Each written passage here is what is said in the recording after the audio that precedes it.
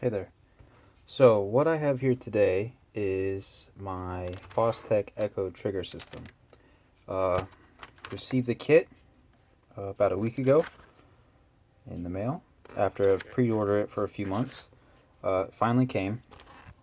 So um, I had originally installed this trigger kit into a 300 blackout lower that used a regular M16 bolt carrier group. Uh, I liked it, but I still wished I could have installed it on my Adams Arms SBR. So, unfortunately, the Adams Arms bolt carrier group is proprietary. There's no gas key, just a lip there for the gas piston to operate. And the Fostech bolt carrier group is proprietary. So, in theory, you would not be able to use this trigger kit with a Adams Arms piston system, because the gas key here is, of course, for direct impingement. Okay. Oh, and they have a special lip right here on their bolt carrier group. So, playing around with the bolt carrier group itself and sort of looking at it, I wondered if you could modify the Adams Arms kit to use the trigger system. So, this morning I busted out the Dremel and being very careful, I have modified the Adams Arms bolt carrier group to try to accept the trigger system. Now this is the tricky part with this system. So, of course, I'm sure you've seen the videos. The trigger system fires on trigger pull and on release. Side note, if you're looking at this trigger system, I just want to inform you that it is normal that when you pull the trigger, the gun will fire. Most shooters are used to resetting the trigger after that. This system, after the gun fires on a trigger pull, you have to pull the trigger back further and then release. So it takes some time getting used to. It's fine. It's just a little hard to get used to. So anyway, back to the point. The bolt carrier group here. All right, let's look at this one here. So as you can see, there's a specific profile on that bolt carrier group, and what I'm referring to, let's take my firing pin pointer here, is this angle right here. This angle matches up with this disconnector, or this, I guess it's not a disconnector, not sure what they call it, but this piece here interacts with the bolt carrier group sort of like a full auto M16. So when the bolt comes home, that curved surface on the bolt carrier group matches perfectly with this. So it comes up, pushes, and that enables the Echo trigger system to work properly. So the original Adams Arms is a sort of M16 style bolt carrier group. And looking at them, they're not exactly perfect. As you can see, that this one has a much steeper angle, much steeper profile to it. So I was curious, and I busted out the Dremel, and just for anyone that's interested in modifying their own, I used a little Dremel kit here. The piece I used was this one here. This is part number 85602. It's a grinding / sharpening metal bit. And as you can see there, so it's flat. I wish it was a little wider so you could sort of hit both angles at once. I'm sure they make something out there like that, but this is all I had. So very carefully, you could probably see the metal wear here on the bolt carrier group. Let's see here. Here you can see the grinding on there. So very, very carefully, maybe 1 or 2 passes at a time. Slightly ground off this top leading edge of the angle. So what I'm left with is sort of a curve on the bottom bit that matches. See if I can get them to line up here. It sort of matches the Fostech system. So about right there. See, they're pretty darn close. I would say do this at your own risk. I don't see that doing this, if it doesn't work, would harm your bolt carrier group.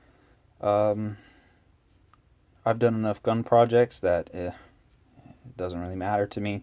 But if you're picky about that sort of thing, don't try it if this doesn't work. But yeah, very carefully took the Dremel, had this in a vise, and just very carefully 1 pass, 2 pass, 2 pass, 3 pass, 3 pass.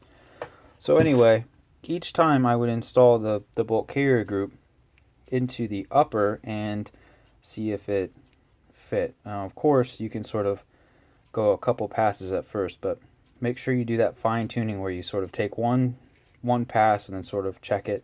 I've gotten it to the point now to where it will function in an upper. So I'm going to install the rest of the components, the bolt and on all that. So let's go ahead and do that.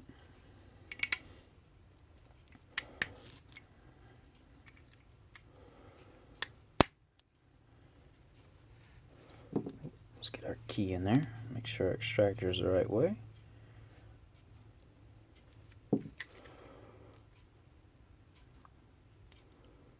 Line this up correctly.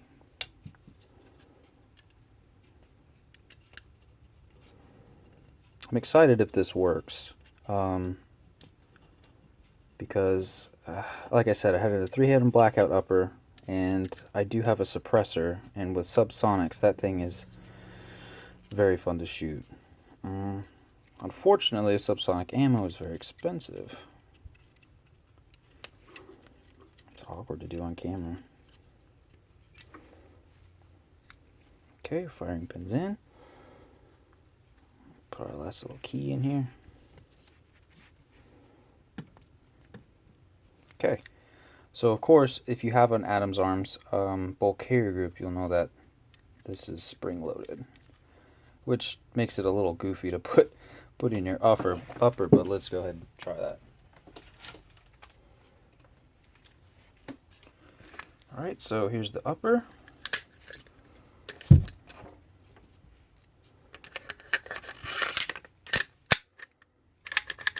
So you can see that bolt carrier group, you have to push in on manually to get it to go home. Alright, this is going to be really awkward.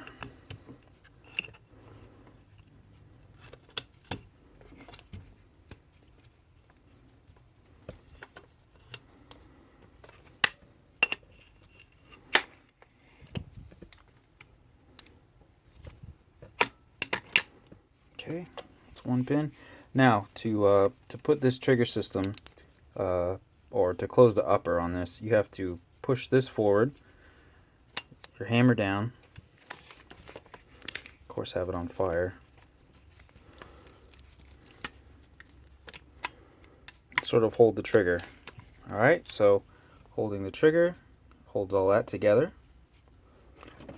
Alright, push our bolt carrier group in. Okay, everything seems to fit very nicely.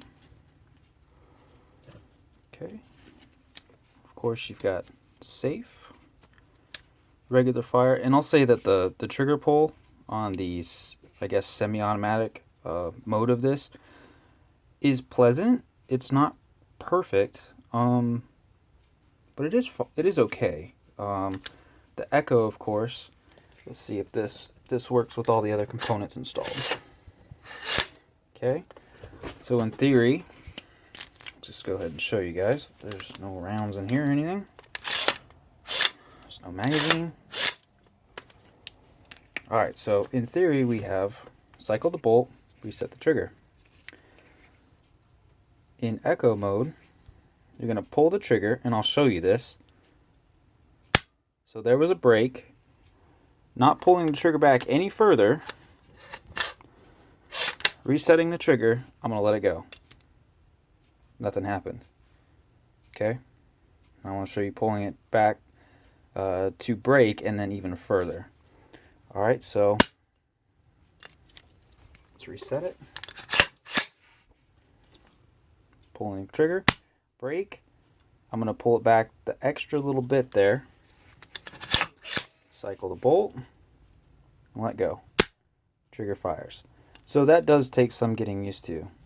And as you can see, it just functioned without any issues. Now, I hope this works. It may not. I have not shot it yet. I'll plan on posting another video of that. But if this works, I'll be extremely pleased because my plan was to install the trigger in a piston upper, but unfortunately when I ordered it, I failed to see that there was a proprietary bolt carrier group. But if this is a simple fix, hey, you know, that's great. Everything works. Let me take this to the range today, and I'll post another video.